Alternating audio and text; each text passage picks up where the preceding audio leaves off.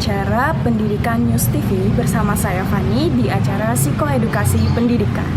Nah, dalam beberapa jam ke depan, saya akan menemani Anda untuk mendalami tentang society and culture.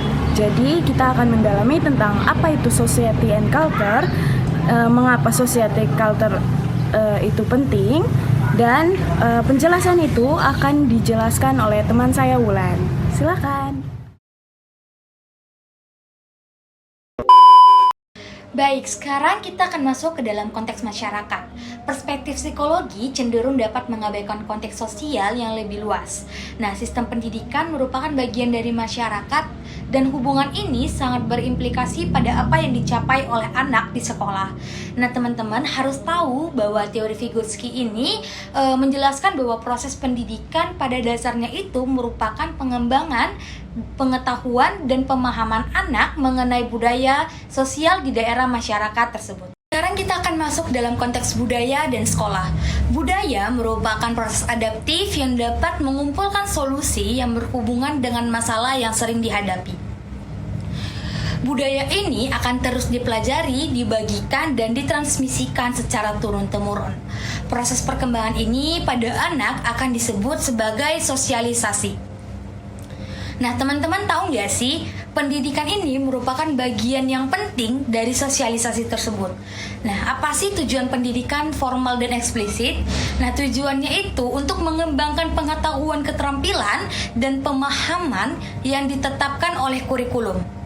Namun teman-teman, ada satu hal yang teman-teman harus ketahui, bahwa untuk menciptakan proses informal itu, kita butuh membangun identitas dan perilaku sosial dari siswa tersebut.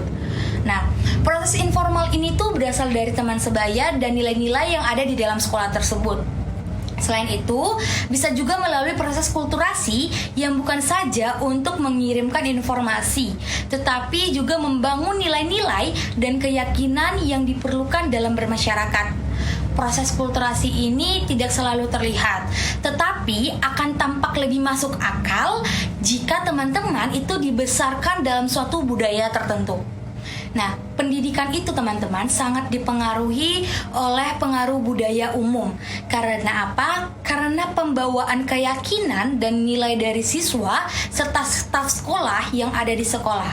Teman-teman harus tahu bahwa tahun-tahun prasekolah merupakan waktu yang kritis untuk pembentukan ide-ide dasar melalui pengaruh yang kuat dari keluarga, kelompok sebaya, dan juga media.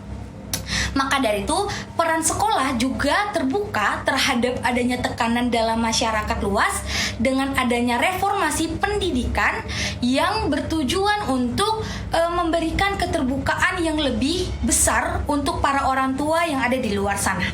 Teman-teman, sekarang kita akan membahas mengenai psikologi sosial.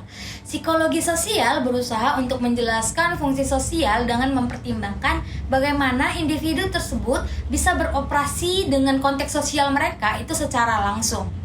Nah, kemampuan untuk menggunakan simbol-simbol dalam bahasa dan makna sosial ini diperlukan identitas sosial. Nah, identitas sosial ini itu teman-teman dikembangkan dari interaksi kita dengan orang lain berdasarkan penggunaan kita mengenai simbol-simbol sosial yang ada di sekeliling kita.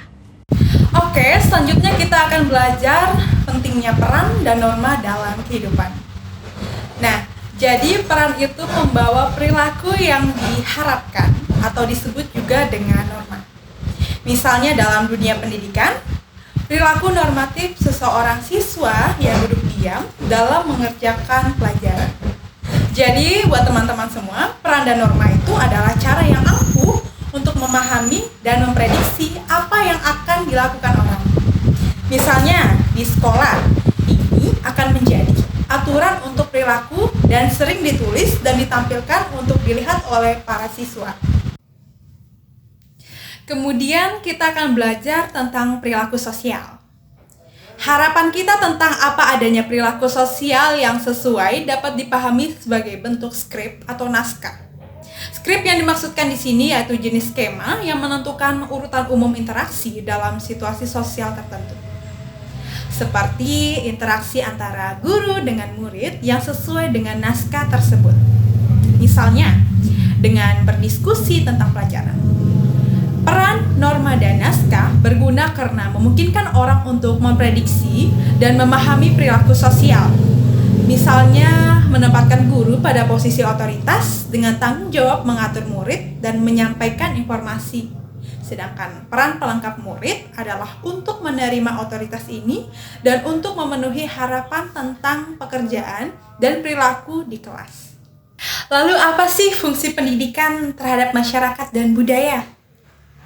Jadi berdasarkan perspektif struktural fungsionalis, sistem pendidikan ada untuk mengajarkan kumpulan pengetahuan yang disepakati kepada siswa untuk memungkinkan mereka beroperasi dalam masyarakat. Kemudian pencapaian pendidikan juga merupakan landasan vital bagi keberhasilan masyarakat, terutama dalam hal fungsi ekonomi. Pendidikan juga hadir untuk menanamkan norma dan nilai masyarakat dalam hal hubungan ekonomi dan kelas. Oke, selanjutnya ketidaksetaraan gender. Nah, kesenjangan gender antara tingkat prestasi akademik anak laki-laki dan perempuan dikemukakan berdasarkan prestasi anak laki-laki yang kurang. Nah, sepanjang tahun 1970 dan 1980-an, pengalaman pendidikan dan minat akademik serta kinerja sering terjadi pada anak perempuan. Kekurangan pada anak laki-laki adalah bahwa sulit untuk mempertimbangkan konteks sosioekonomi yang lebih luas dari pasar tenaga kerja. Meskipun demikian, ada alasan yang sah untuk mengkhawatirkan tingkat pencapaian beberapa anak laki-laki. Pola umum prestasi ujian misalnya, anak laki-laki dapat dilihat sebagai pendukung argumen bahwa pengabaian anak laki-laki terhadap pekerjaan akademis dan prestasi formal. Menurut penelitian, sejak usia dini, anak laki-laki kurang termotivasi, terlalu optimis tentang pencapaian mereka, dan mengalami kesulitan terhadap konsentrasi dan perhatian.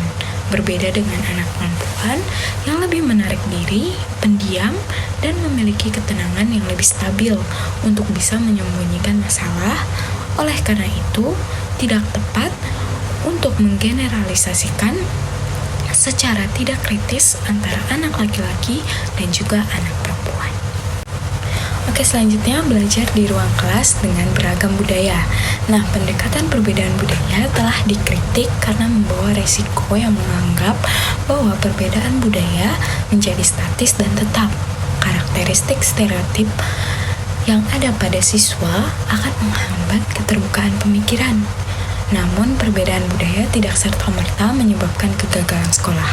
Nah, murid harus mampu menyeimbangkan antara diri dengan gaya belajar budaya siswa dan memperluas pengetahuan siswa mengenai budaya dan memperkenalkan mereka kepada budaya yang baru.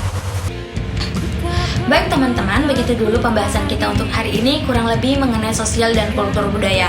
Sekarang teman-teman sudah tahu kan bahwa beragam budaya itu ternyata sangat berpengaruh bagi pendidikan dan sosial teman-teman. Maka dari itu, kami ingin mengajak teman-teman semua untuk bisa mengikat tali silaturahmi dan bisa saling menghargai dengan adanya perbedaan yang luas pada saat ini.